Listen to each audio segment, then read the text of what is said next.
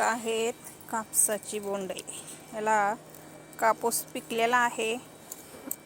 तर हा कापूस आपल्याला तोडून घ्यायचा आहे. बघा किती कापूस पिकला आहे, फुटला आहे सगळा बोंडे कापसाचे. हे बघा किती सुंदर असा कापूस आहे.